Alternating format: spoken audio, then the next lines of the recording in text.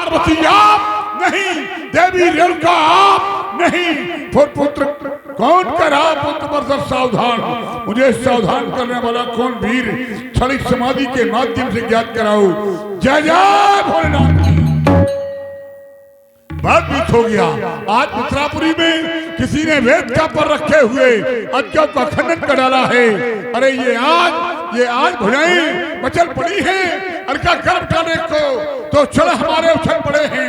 आग करने को ये उमड़ पड़ी जिसकी ज्वाला, लड़कन के रुसाने को फिर से साड़ी जाप पर ये तड़े दुखाने को। राम साधना छोड़ चलो, करना है जिसका शेष काम।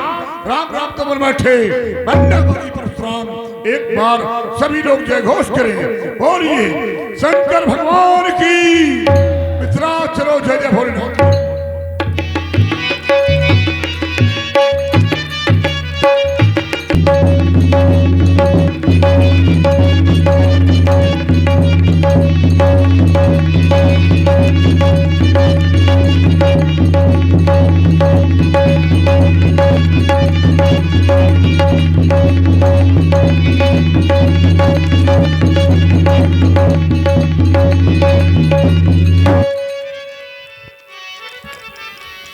देखत भृगुपति बेसुख कराला, उठे सकल भय पिकले भुवाला। पितु समेत कही कही निज नामा, लगे करन सब दंडो प्रणामा। जनक बहोरी आई सिर नामा, आई सिर नामा। प्रातः काल की बेला में प्रातस्मरणी भगवान श्री परशुराम जी के श्री चरणों में हर्षरोमा पुत्र शीरध्वज प्रणाम कर रहा है। स्वीकार।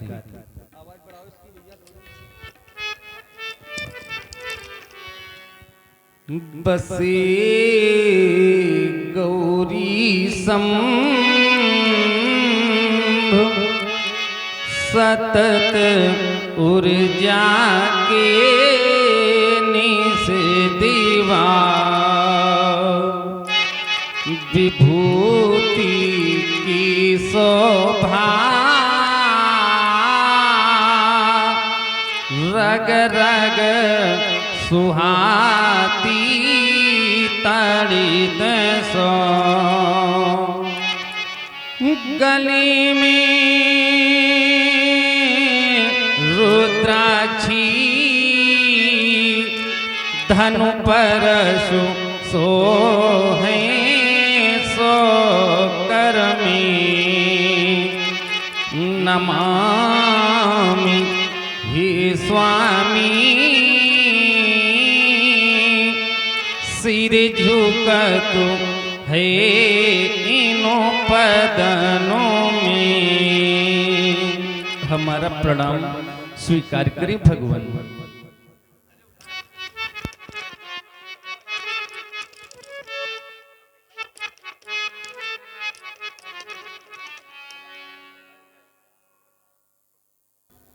यम नियम आसन प्राणायाम प्रत्याहार ध्यान धारणा और समाधि योग के 8 अंगों का पालन करने वाले शीरध्वज तुम्हारे प्रणाम को परशुराम स्वीकार करता है। और मैं चाहता ये हूं इस अखंड भारत में सनातन धर्म की सनातन ध्वजा को फहराने के लिए राजन आपको बहुत प्रयास करने होंगे।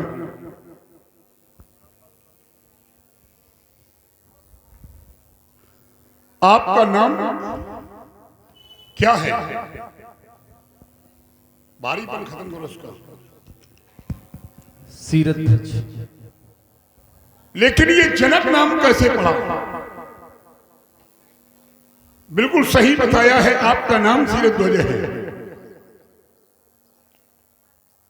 जनक नाम पढ़ने में ये जनक नाम नहीं है, ये जनक उपाधि वाला नाम है और ये आपके वंश के राजाओं को जनक, विदेह और मिथिलेश ये 3 नाम उपाधि के रूप में मिले हैं। और कब मिले हैं? एक घटना मुझे याद आ गई।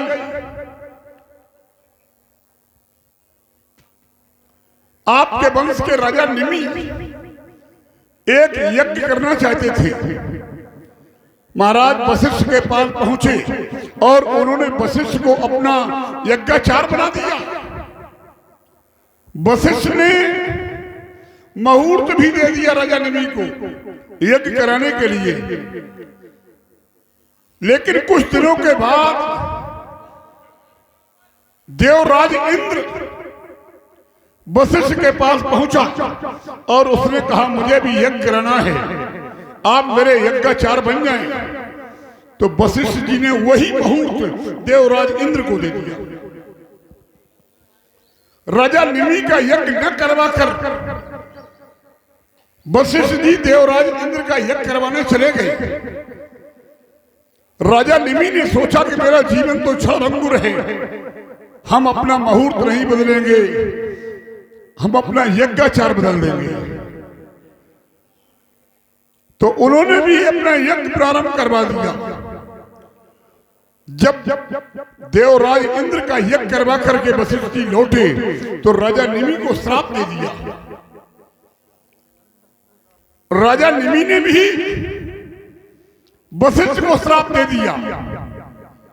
राजा निमि के शरीर का पतन हो गया।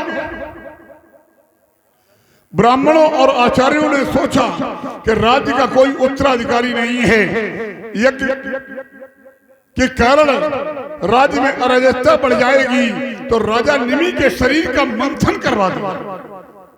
जन्मना जन का स्वयंभूत वैदेहस्तु विदेहजा मिथिलो मिथिलान जातो मिथिला इंद्रमिता। राजा निमि के शरीर का मंथन करवा दिया गया और मंथन करने से एक बालक पैदा हुआ जिसका नाम पड़ा मिथि। जन्म लेने से जनक और बिना स्त्री के देह से पैदा हुआ था, इसलिए उसका नाम रखा गया विदेह। जनक, विदेह और मिथिलेश। ब्राह्मणों ने कहा कि ये 3 नाम आपके वंश में उपाधि के रूप में चलेंगे और तब से लेकर के आज तक आपके राज्य में ये 3 नाम चल रहे हैं। इसीलिए आपको यहां कहा गया है कि जनक, बहोर, आय, सरनामा। ऐसे राजा के लिए मेरा शुभ आशीर्वाद है। भगवान संभाले। तुम उद्भट विद्वान और तुम्हारे लिए मेरा वरदान है, तुम्हारा कर्म नियोजित वंदन साहो। ये तुम्हारा राष्ट्रीय प्रफुल्लित नंदन साहो। ये प्रजा तुम्हारे अनुशासन की और केवल एक ही प्रमाण रहेगी और पीरी पक्ष की निर्मल गंगा यहाँ युग युग तक गतिवान रहेगी। तुम सिंहासन की ऊंचाई तक और अपनी नापे कभी मत करना और नाता धरती और धर्म का अब रखना जैसे झरता झरना। तुम हो नृपति महान, तुम्हारे लिए मेरा वरदान है, तुम्हारा कर्म नियोजित वंदन साहो। ये तुम्हारा राष्ट्रीय प्रफुल्लित नंदन साहो।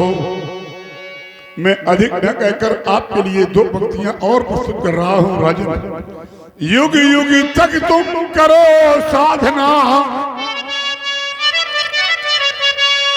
और नहीं तुम्हें व्यवधान मिलेंगे। और ये आशीर्वाद हमारा तुमको, तुम्हें घर बैठे भगवान मिलेंगे। जाओ, तुम्हारा मंगल हो तुम्हारा। सिय बुलाई प्रणामो करावा। बेटी, ये भगवान परशुराम जी हैं, इन्हें प्रणाम करो। क्या साक्षात अवतारी, ये अंशा अवतारी तुलाक्षी महामाया महामेधा महाद्वी का पदार्पण मिथिला में। राजन, ये पृथ्वी के पूतों को सपूत बनने वाली, मृत्यलोक का मार्ग बैठने वाली, ये गंगा सदस्य बहती हुई बालिका कौन है? कराएं इस बालिका का मुझे आप परिचय। भगवान, बालिका का परिचय। मिथिला में आया शक्तिमान दुर्भिक्ष कालिका कवल लिए,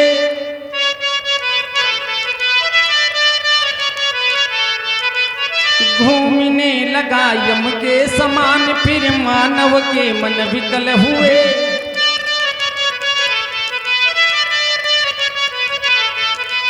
प्रतिध्वनित हुआ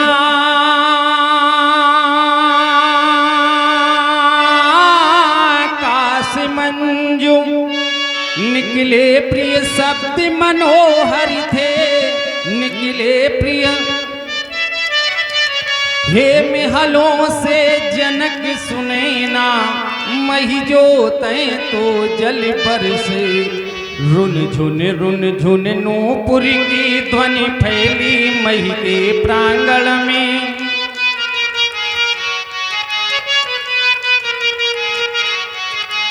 फट गया अवन का वच स्थल, तब दीख पड़ी कन्या सुंदर।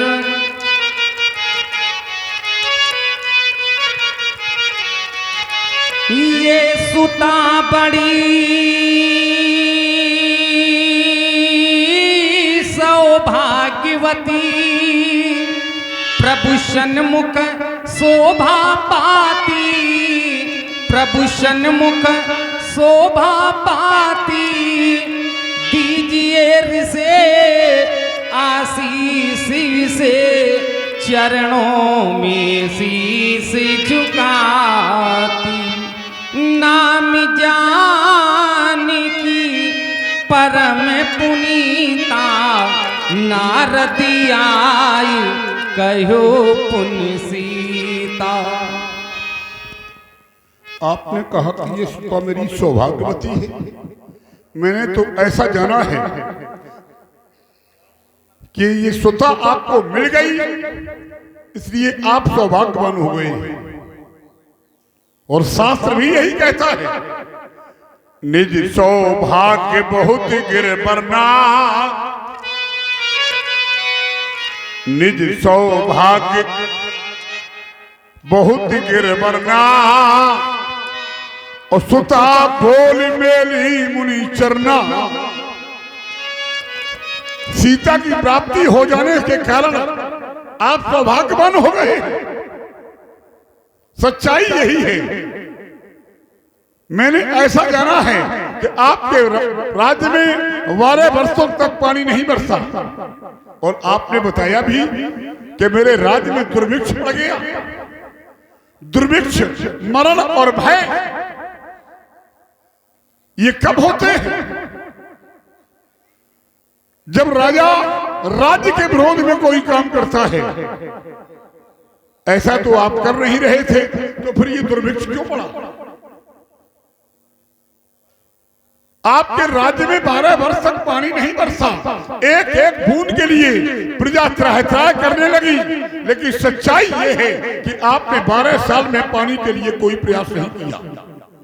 अरे यहां भी तो बहुत किसान लोग बैठे हैं जो खेती का कार्य अपने हाथों से करते हैं, और कुछ लोग ऐसे भी हैं कि जो करते नहीं हैं, करवाते हैं। लेकिन जहां 1-2 वर्ष पानी नहीं बरसता है, वहां का किसान पानी के लिए कोई न कोई प्रयास जरूर करता है कि नहीं करता है?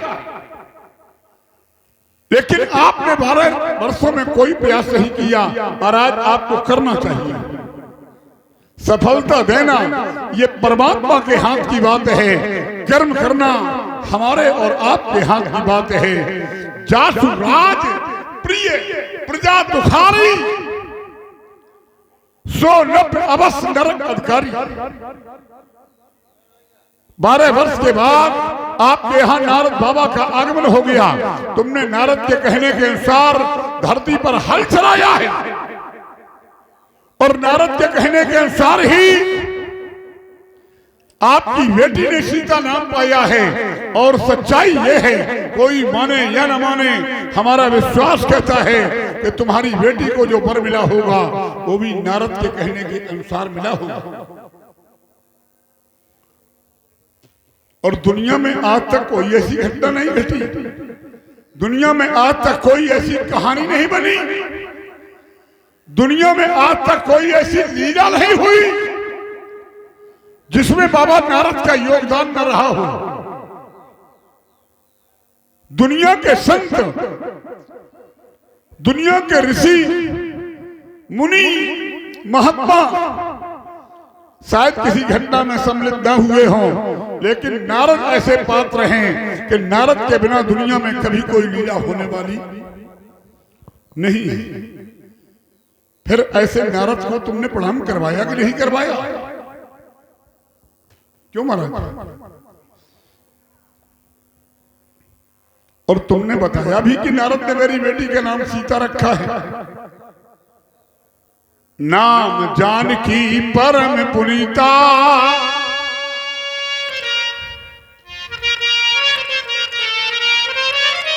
नारद आई कहा पुनि सीता। नारद ने आपकी बेटी का नाम रखा है सीता। वैसे मैंने ऐसा जाना है कि नारद ने नाम बाद में दिया है, क्योंकि शब्द लगा है पुनि। पुनि का अर्थ होता है फिर, या पुनि माने बाद में। तो जब बाद का नाम सीता है तो पहला नाम क्या है? ध्यान दें विद्वानों, पहला नाम आपके नाम जनक से बना है, बेटी का नाम जानकी। दूसरा विदेह नाम से आपकी बेटी का नाम पड़ा वैदेही। मिथिलेश नाम से बेटी का नाम पड़ा मैथिली। भूमि से उत्पन्न होने के कारण इसका नाम पड़ा है भूमजा, और धरा से उत्पन्न होने के कारण इसका नाम पड़ा है धराप्रिया। एक नाम है पुनीता, और श्री नारद के द्वारा तुम्हारी बेटी का एक नाम है सीता। ये बालिका आपको धरती से मिली है, और धरती पर जाने कितने राजा हुए हैं, और जब तक ये धरती रहेगी राजा भी होते रहेंगे। लेकिन हल चला करके किसानों को जो आपने कर्म का पाठ पढ़ाया है, इसके लिए मैं आपको साधुवाद देता हूं। और तुम्हारी बेटी ने हमें प्रणाम किया है, इसलिए तुम्हारी बेटी को आशीर्वाद देता हूं। ये बालिका आपको धरती से मिली है, धरती से मिली है ना, तो मेरा आशीर्वाद भी धरती से ही जुड़ा हुआ होगा। धरती की कली तुम जनक की लली, धरती की कली और तुम जनक की लली। रहो फूली फली बनो जग की भली।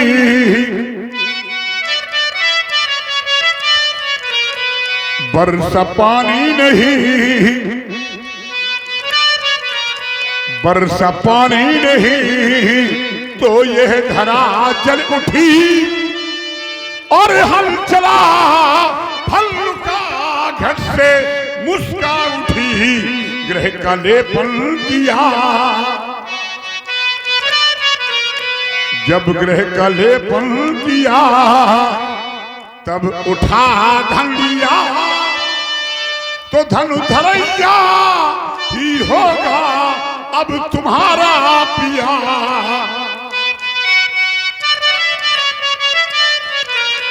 और गीत गाएंगे गायक, गीत गाएंगे गायक अब गली हर गली, रहो फूली फली बनो जग की भली।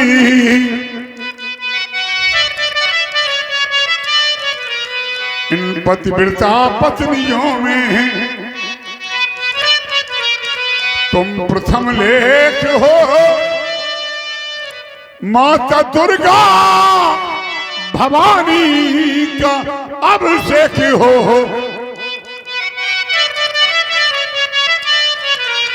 गीत गाएंगे गायक अब गली हर गली, रहो फूली फली बनो जग की भली।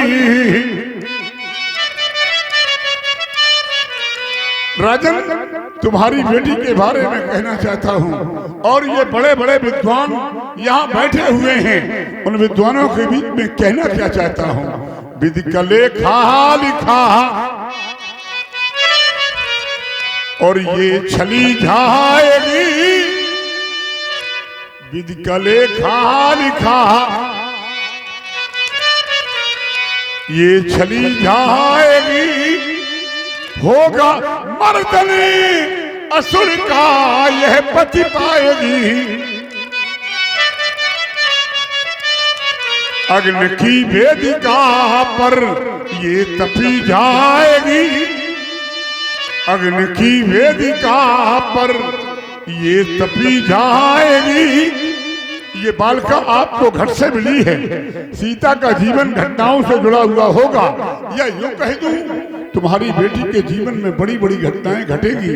और क्या होगा मेरे विद्वानों, अग्नि की वेदिका पर ये तपी जाएगी और हंसते हंसते धरा में समा जाएगी।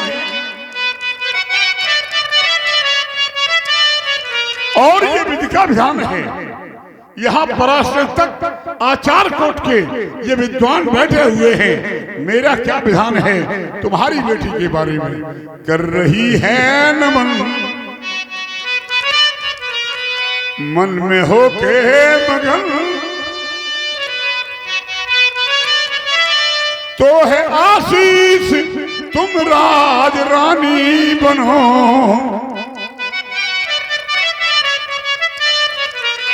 राज रानी बनो, महारानी बनो, मेरे जीवन की अद्भुत कहानी बनो। तुम धरा मूर्ति हो, विश्व की पूर्ति हो, तुम धरा मूर्ति हो, पूर्ति की पूर्ति हो, गुण की खानी बनो, दया दानी बनो।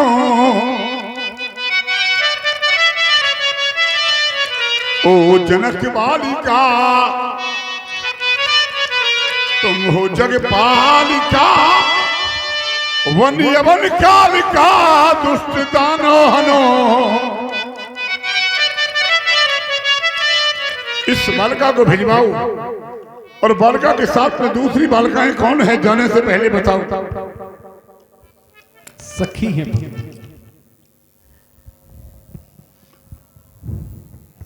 सखी है कि सखियां हैं? सखियां, क्योंकि दो है। हाँ, वैसे तो सीता की 8 सखियां हैं। क्या नाम है इनके? उर्मिला और विश्वमोहिनी।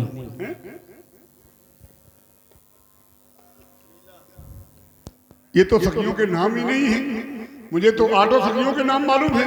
जाओ सीता के साथ रहकर आदर्श और कुशल सखी बनो, ले जाओ सीता को अपनी समान। आशीष दीन हो सखी हर साली, निज समाज ले गई सयानी। विश्वामित्र मिले पुण्य आगी, मिले पुण्य आई।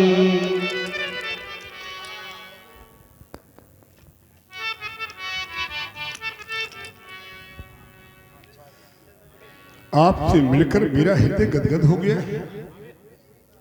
मैंने सोचा भी नहीं था कि आपका भी पावन मिलन मिथिला की धरती पर हो जाएगा और 5000 वर्ष के बाद, लेकिन आज आपको मिथिला में पाकर वास्तव में मेरा हृदय आनंद ही नहीं परमानंद, और परमानंद से उठकर ब्रह्मानंद की पराकाष्ठा की अनुभूति कर रहा हूं। क्योंकि जब जीवात्मा का मिलन परमात्मा से होता है तो दोनों का संबंध स्थापित जो करता है करवाता है उसी को कहते हैं महात्मा। और बिना महात्मा के जीवात्मा को परमात्मा की प्राप्ति संभव नहीं है। मैं आपसे जानना चाहता हूं, आपके यज्ञ कार्य ठीक तो चल रहे हैं? कहीं कहीं पूज्य सभी कार्य कुशलता पूर्वक चल रहे हैं। बेटा राम अतिशीघ्र श्रेष्ठ अपने सन्मुख हो तो प्रणाम करने में विलंब नहीं करना चाहिए। पद सरोज मेले दो भाई। आपने इन बालकों के द्वारा मुझे प्रणाम करवाया। ये बालक हमें बहुत अच्छे लगते हैं। ऐसा जान पड़ता है मानो ये किसी राजा के बेटे हैं। और अगर ये राजा के ही बेटे हैं तो किस राजा के बेटे हैं? आप इन दोनों को कहां से लाए? अयोध्या नरेश चक्रवर्ती राजा दशरथ के पुत्र हैं, जो शांवले वर्ण में है का नाम राम है, जो गौरांग वर्ण में है का नाम लक्ष्मण है। इन्हें मैं अपने कार्य की पूर्ति हेतु अयोध्या से खुद लेने गया था और यहाँ तक ये मेरे साथ में ही है। आपने कहा कि खुद लेने गया था? हाँ, खुद लेने गए थे कि खुद मांगने गए थे? अब मांगने जाएंगे तभी तो मिलेंगे का गलत। अरे भाई, खुद लेने गए थे। ऐसा लगता है कि कोई धरोहर वहां रखी हुई थी इसलिए लेने गए थे। भाई बात पूरी होना चाहिए। शायद मेरा विश्वास कहता है कि आपने मांगा ही होगा और मांगने वाले को देना चाहिए। लेकिन ये बालक दोनों आपको दिए नहीं गए हैं, सौंपे गए हैं। और देने में और सौंपने में बहुत बड़ा अंतर होता है। देने में दे दिया जाए वापस न लिया जाए, सौंपने में सौंपाया जाए वापस लिया जाए। राम तुम्हारे लिए विरासत। नहीं, आपने बड़ी अच्छी बातें करी, अब तरह 2-4 बातें हो जाए। ठीक है। यदि आप पूरी जानकारी रखते हैं कि ये मुझे दिए नहीं गए हैं, सौंपे गए हैं, तो आपको ये प्रश्न अपने से बड़े से तो करना ही नहीं चाहिए था। भाई यदि हमें किसी विषय की पूर्ण जानकारी है तो अपने छोटे से तो परीक्षक बन के पूछा जा सकता है, लेकिन क्या अपने से बड़े के साथ ऐसा व्यवहार किया जा सकता है? आपने कहा कि आप इन्हें लेने गए थे कि मांगने गए थे। हम संत हैं, हमारा जीवन संतमयी है, तो हम क्या करने जाएंगे? याचना ही करने जाएंगे। और याचना करने गए, हमको मिले। आपने कहा कि आपको दिए नहीं गए, सौंपे गए हैं। अब ये राजा की प्रवृत्ति थी, राजा की विचार थे। जैसा उसके गुरु ने उनको सिखाया, गुरु की आज्ञा का अनुसरण करते हुए राजा ने ये पुत्र हमको दे दिए और हम इन्हें लेकर के अपने कार्य की पूर्ति करवाते हुए आज भी ये हमारे साथ, अभी तक हमारे साथ है।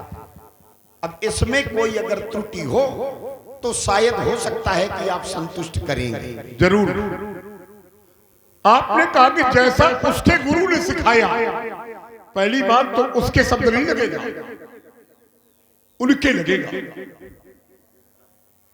जब उसके लगता है शब्द तो ये अपने में क्या बोलता है? क्योंकि कर बिनती आनौ दो भाई। आपने कहा कि बड़ों से प्रश्न नहीं करना चाहिए, तो कौन बड़ा है कौन छोटा है ये आप भली भांति जानते हैं। क्या यहां हमसे कहलवाओगे बड़ा कौन है और छोटा कौन है? बड़े 3 प्रकार के होते हैं, लेकिन आपने कौन सा पैमाना लगाया है कि बड़ों से प्रश्न नहीं करना चाहिए? महाराज एक क्षण, आपने कहा कि यहाँ उसके नहीं उनके लगेगा। राजा दशरथ को मैं उसके तुस्के बोल सकता हूँ, ये मेरा सिद्धांत है। मैं कुछ भी बोल सकता हूँ। उस समय मैं क्या हूँ, मेरा अधिकार क्षेत्र क्या है? आपने दूसरा प्रश्न यहीं से उठा दिया है। आपने कहा कि यहाँ बड़ा छोटा, विश्वामित्र आपके बाबा हैं, आपके सामने हमारा दायरा क्या है? अगर नाती बाबा से, अगर नाती को पूरी जानकारी हो और वो बाबा से आकर के प्रश्न करे तो ये धृष्टता है कि नहीं है? अब इसको आप कह रहे हो कि मैं यहां बड़ा छोटा देखूंगा, तो ये आपकी वैचारिक टिप्पणियां हैं, इस पे मैं कुछ नहीं कर सकता। लेकिन मौखिक टिप्पणियों से कभी सिद्धांतों को नहीं बदला जा सकता। अब आप हमें उसके और उनके सिखा रहे हैं कि राजा दशरथ से हमें कैसे मिलना चाहिए, राजा दशरथ के लिए कैसे शब्दों का चयन वो भी विश्वामित्र करेगा। आपने टिप्पणियां दूसरे प्रकार से भी उठाई, लेकिन ये सैद्धांतिक नहीं है। मेले, मैंने अगर चरणों पे आपके मेले हैं तो आपको कृपा करके यहां दृष्टि जानी चाहिए थी। दृष्टि आपने मेरी ओर की है तो संतुष्ट करना चाहिए। संतुष्ट भी नहीं करना चाहते तो मैं चाहता हूं कि बेटा नाती बाबा के मध्य का संबंध सुरक्षित रहे, यही जीवन के लिए उत्तम होगा। सुने आप, अब सीधे ना यहाँ से आप जुड़ो। अब रुकिएगा, ना आप बाबा हैं और ना मैं नाती हूं। ठीक, बाबा होता है परिवार का, बाबा होता है रिश्तेदार का। आपने अपना राजपाट छोड़ दिया, बाबा किस बात के? बोलो। आपने अपने बेटे छोड़ दिए, बेटों से संबंध तोड़ दिया, और यहां तक कि अग्नि के साथ साक्षी बना करके जिसको धर्मपत्नी बनाया था उससे भी जब अपना नाता तोड़ दिया है तो हमारा आपका बाबा नाती का कोई संबंध नहीं भाई। बाबा बीत नहीं, बाबा होता है वो परिवार का होता है, नाती होता है वो परिवार का होता है, और जो विश्वामित्र होता है वो पूरे संसार का होता है। चलिए पूरी बात सुनो, पूरी बात तो सुनो, पूरी बात सुनिए। दो बातें हुई तो आपने कहा कि आप मुझे सिखाएंगे, ध्यान देना। आपने कहा कि आप मुझे सिखाएंगे, ध्यान देना। अब हम तुम्हारे क्रम में बोले, तुम्हारे क्रम में बोले तब मेरी शिष्टता है। तुम बोलते रहे, हम चुप रहे, अब हम बोल रहे तुम चुप रहो। अच्छा बोलो। अरे भाई, बड़े के सामने छोटे को कैसे बोलना चाहिए? तुम्हारे हम बड़े हैं, मैं बाबा हूँ तुम्हारा। तुम बड़े नहीं हो, हम बड़े हैं। दुनिया का कोई एक, हम बड़े हैं। दुनिया का एक व्यक्ति खड़े होकर के कहते कि विश्व हम बड़े हैं, हम बड़े हैं, हम बड़े हैं, ठीक है, हम बड़े हैं। अगर तुम बड़े थे तो मिलने के लिए हमें जाना चाहिए। यहाँ विश्वामित्र मिले पुण्य आई, विश्वामित्र परशुराम से मिलने गए हैं। आप मांड पक्ष के हैं तो मांड पक्ष हैं, और मांड पक्ष का कोई भी हो बड़ा होता है। एक क्षण व्यास जी, ये मान पक्ष के हैं, ठीक। मान पक्ष के होने के बाद अगर नाती अपने नाना से मिल रहा है तो रिश्ता क्या है? मान पक्ष का है, लेकिन नाती किसके पांव छुएगा? बाबा के, नाना के। हाँ, नाना के छुएगा। यही सैद्धांतिक जीवन है कि नहीं है?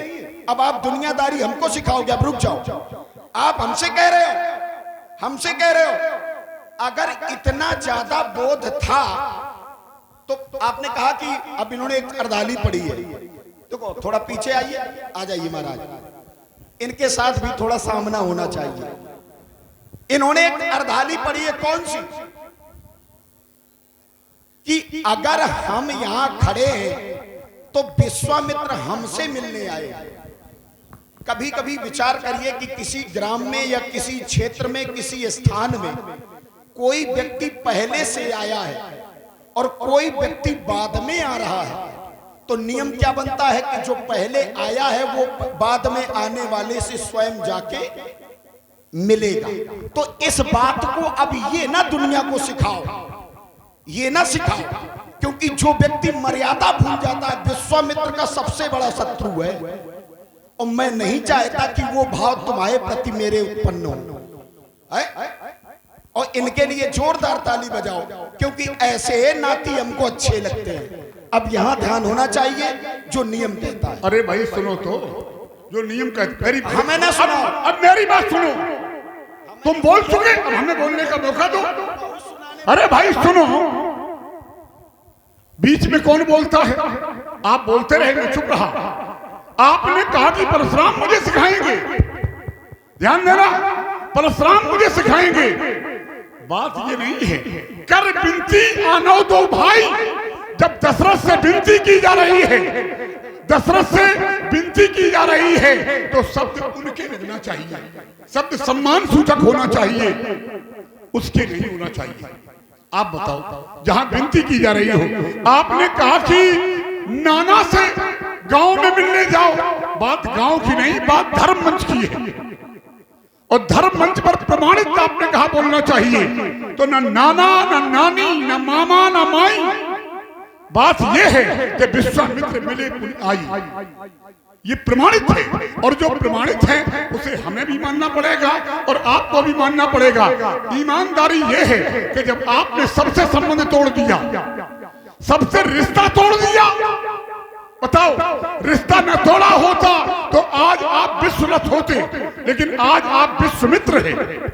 और मैंने कहा कि राजा होता है वो एक राज्य का होता है, विश्वरथ होता है वो एक संबंधी होता है, लेकिन जो विश्वामित्र होता है वो पूरे संसार का होता है। चलिए, हो गया, उत्तर ले, तुरंत ले।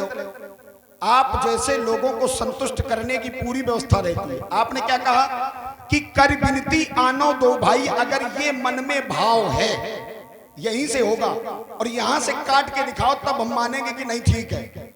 और बाकी तो फिर बहुत लोग मनमुखी बोलते हैं, हमें इससे कोई लेना देना नहीं है, मेरा नाम विश्वामित्र है। आपने एक बात को आध्यात्म से जोड़ने की कोशिश की, इसका उत्तर पहले करे दे रहा हूं। आपने कहा कि जो व्यक्ति संसार से रिश्ते तोड़ देता है, ठीक, जो व्यक्ति संसार से रिश्ते तोड़ देता है, क्यों? बूंद गिरत भा घाबर पानी, जिम जीवहि माया लपटानी। और जो व्यक्ति माया का त्याग करता है वही सच्चा सन्यासी बन पाता है। तो ये तो क्रम मेरे जीवन का है, इससे तुम्हें क्या लेना देना। दूसरी बात, अगर बाबा सन्यास धारण कर ले तो का नाती सम्मान न करे? घर में अगर बाबा वानप्रस्थ आश्रम को धारण कर ले तो क्या नाती सम्मान भूल जाए? अगर विश्वामित्र ने अपने जीवन के सुखों का त्याग किया तो क्या जीवन में विश्वामित्र के सम्मान को तुम्हारे जैसे लोग भूल जाए? ये दुनिया के लोग सिखाएं कि विश्वामित्र को कब क्या करना है, उसके तुस्के तय मैं, ये तुम सिखाओगे कि विश्वामित्र ऐसे बोला जाता है। अब उत्तर आएगा चौपाई से, अब चौपाई से उत्तर आएगा। आपने क्या कहा? कर विनती आनो दो भाई, ठीक। विनती करने जब अगर गए थे तो यहां उसके नहीं उनके लगेगा। मैं आपसे पूछना चाहता हूं, उसके का अर्थ क्या होता है? इसका हिंदी शाब्दिक अर्थ क्या है? व्यास जी आप भी बैठे, उसके का अर्थ बताइए, ये संतुष्ट हो जाएंगे।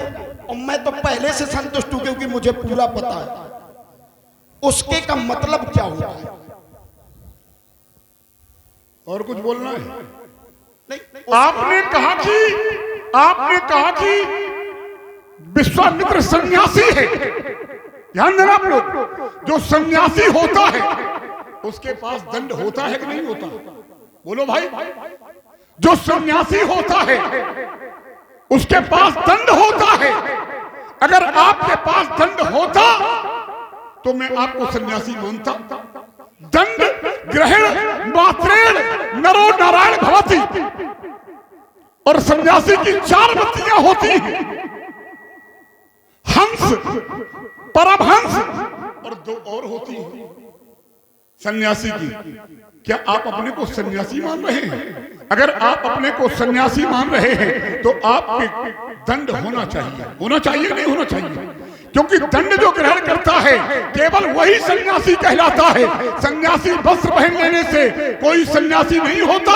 ठीक है, ठीक है, पूरी बात हो जाने दो। एक आप हर बार बीच में बोलते हो, मैं कभी बीच में नहीं बोलता। किनारे बोल लो। किनारे तो तुम जाओ। अच्छा, हम बाल ब्रह्मचारी हैं। हम किनारे जाएं। हम बाल ब्रह्मचारी हम हैं। किनारे जाएं। सुनिएगा, सभ्यता भूल गए हो परशुराम। किनारे सब तुमने अशिष्ट हो गए हो। तुमने प्रयोग किया है। अशिष्ट हो गए हो। पहले तुमने प्रयोग किया है, किनारे जाओ। हमने बाद में कहा है, इसलिए शब्द वो प्रयोग करना चाहिए जो हमेशा होते रहे। राम तुम्हारे लिए मेरा आशीर्वाद। ना, उसके का अर्थ क्या है? उसके और उनके दोनों का अर्थ एक है। लेकिन सुनिएगा, लेकिन सुनिएगा, लेकिन जहां विनती की जाएगी राजा से, विनती की जाएगी राजा से, वहां लगेगा उसके, और जहां विनती नहीं होगी वहां लगेगा उनके। व्यास जी देखिए, व्यास जी कर्ता क्रिया कर्म को देख करके ही शब्द का प्रयोग किया जाता है। राम तुम्हारे लिए मेरा आशीर्वाद। हे राम विश्व में नामी करो, रवि शशि से अधिक गतिवान बनो, यही चले जगत पीछे पीछे, तुम युग युग के भगवान बनो। महिमा गरिमा तुम्हारी प्रतिभा का कोई उपमान न होगा, युग बीतेंगे किंतु तुम्हारी चर्चा का अवसान न होगा। अब सागर की सीमा से बढ़कर वैभव राम तुम्हारा होगा, रमा नहीं जो तुम्हें सकेगा, उसका जन्म दोबारा होगा, उसका जन्म दोबारा होगा, उसका जन्म दोबारा होगा। इतिहासों के प्रश्न तुम्हीं को अपना तन मन प्राण कहेंगे, प्यासे अधर से सकते अंतस, राम तुम्हें भगवान कहेंगे। भागी रसी लक्ष्मण बेटा, जग में फैला दो धर्म गंग, जग में फैला दो धर्म गंग। लोहा भी लोहा मान जाए, भय से दुष्टों के उड़े रंग। तुम प्रगति करो, उन्नति करो, मेरे जीवन प्राण बनो, तुम मेरे जीवन प्राण बनो। ये चले जगत पीछे पीछे, तुम दोनों ही भगवान बनो, तुम युग युग के भगवान बनो, तुम हर युग के भगवान बनो, तुम ओम निडर से सदा समर्ण जीते कोई, चिरंजीव जुग जुग जियो कीर्ति लता बर दो। बहुर बिलो। भगवान परशुराम जी का ध्यान अब मिथिला की भारी भीड़ की ओर गया, तो बार बार